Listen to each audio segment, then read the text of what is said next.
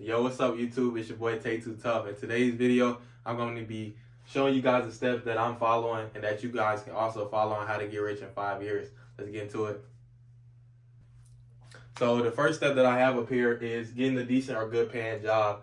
So with this job, you want to make between 3K to 5K a month. And this way, you now have money to pay your bills and you don't have to worry about trying to find out how you're going to get extra money to pay your bills. So this job should take care of everything that you have living expense wise.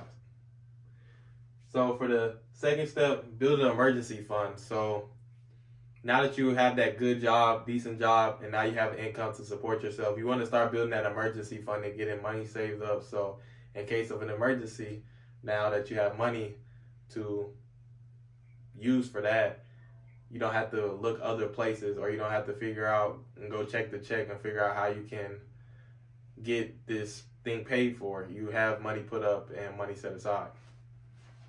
So with that emergency fund, you want it to be 6 months of your bills. So you can go 6 months without having to worry about, oh, where's my money coming from?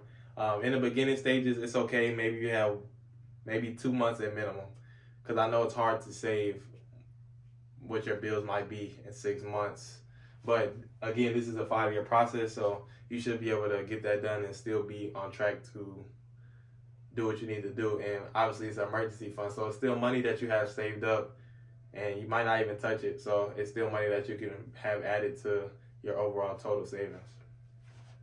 So the third step is get a side hustle. Now that you have an emergency fund and you got a good income coming in every month, you want to get another income source, because this first source that we talked about is primarily just for living. Maybe you have money that you can still save from that job, but if you don't, that's just primarily for living. But if you have money left over after your bills from that first income, you can also save that and add it to the money from the side hustle that you'll be saving. So the money from the side hustle, we're going to save 100% of that. All of that's going into a high yield savings account. Just stack that in the high yield savings account. You can get a high yield savings account with American Express or other major banks like Goldman Sachs. They're paying like 4 to 5% right now. So whatever you put on it, whatever you put in it, you'll get 5% return on your money. So now that you got a good job, you got money put up, and you got a side hustle making an extra, let's say we want you to make an extra 2K a month. I feel like that's definitely doable. So now you got good income coming in and you're saving all the income from that side hustle. So now you want to live extremely below your means. So what that means is finding different ways that you can save money that you might not have even thought about before. So I put how in a question mark. Cash car. A lot of people, they're not able to save money because they get these new cars. I think the average car payment they said in 2024 is $700, versus someone like me, my car payment is only $200 a month, and my car will be paid off in maybe like half a year to a year. I got to check, but regardless, I won't have a car payment in 6 to 12 months, and that's an extra $200 that I could be saving per month. Living at home. You can live at home. Most people my age, I'm only 21, just turned 21, so most people, they're in school or they're working a job. You can live at home, save money, and hopefully your parents don't make you pay rent, but if they do, it's not the same rent that you'd be paying if you had your own apartment. So that's money that you could be adding to your savings.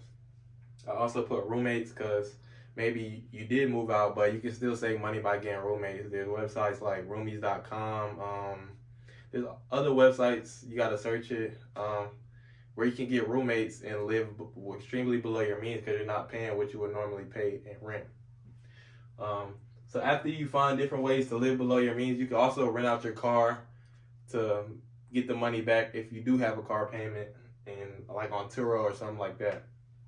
So now, number 5 is self-development. Now that you're doing all these things, you're making moves, you want to develop your mindset, develop yourself, maybe mentally, physically, spiritually. You want to start developing, reading books, learning, and that's going to help you be in a better position to deal with the money. So now that you know what you're doing with the money, that moves on to number 6. You got to learn how to invest the money. 5 and 6 kind of go hand in hand, but self-development is just not about money. Self-development is mental. you might not even believe in yourself to even think that you can get rich. So what does that mean? You have to read mindset books. You have to read different books that's going to develop you and make you into the person that you want to be to even become rich. So learning how to invest, real estate, stocks, crypto, that's different things that you can invest in. But before you invest in those, you have to learn those. So real estate, maybe you buy a house, you rent the rooms out to your friends, and now your friends are paying your mortgage. Stocks, you learn about dividends. You can learn about dividends and stocks that pay dividends. You put money into them and they pay you back a certain dividend, whether it's quarterly, annually, monthly, and now you're getting money from your money. Crypto, I'm not really into crypto, so I couldn't even give you too much advice on crypto, but crypto, I have a lot of friends that invest in crypto and you can get big returns. So maybe you go watch YouTube videos on that and you learn how to invest in crypto. So now, last step, step 7, get another stream of income and keep going up. So this stream is a stream that you can use as like something creative, or by using and selling information that you've already learned, because between 1 and 3, you probably don't have that much hours left in the day to really go out and hustle or go out and get another job. So with this stream, it is really like stuff that you already know, selling information that you know. So from doing 1 through 6, you probably learned how to do a skill already. So you might have learned about real estate, you might have learned about stocks, you might have learned how to live extremely below your means, and you teach people how to budget. You might have developed a crazy killer mindset, and now you help people develop their mindset. So this number 7 is really just using the information that you learned on this journey and monetizing it. So this is how you get rich in 5 years. This is the 7 steps. I feel like by the end of this, you should have at minimum 250K, and they may not be rich to you. And even me, I wouldn't call that rich, but it's a good starting point. And maybe depending on how number 7 goes, you might scale that and be able to make tons of money. But on the low end, I'm going to say by the end of this journey, you should have at least 250K. So thank you guys for joining in and watching this video. This is really just me showing my journey on YouTube, not trying to get famous off YouTube, but I really enjoy helping others and expanding my knowledge and teaching my knowledge on financial literacy. So if you're interested in what I have to offer, I'm going to put my Telegram link in the bio, and you guys can connect with me, and we'll start a chat where we discuss maybe where we're at on this journey, or just financial literacy, how to build credit, different things. So I'll catch you in the next video. Peace.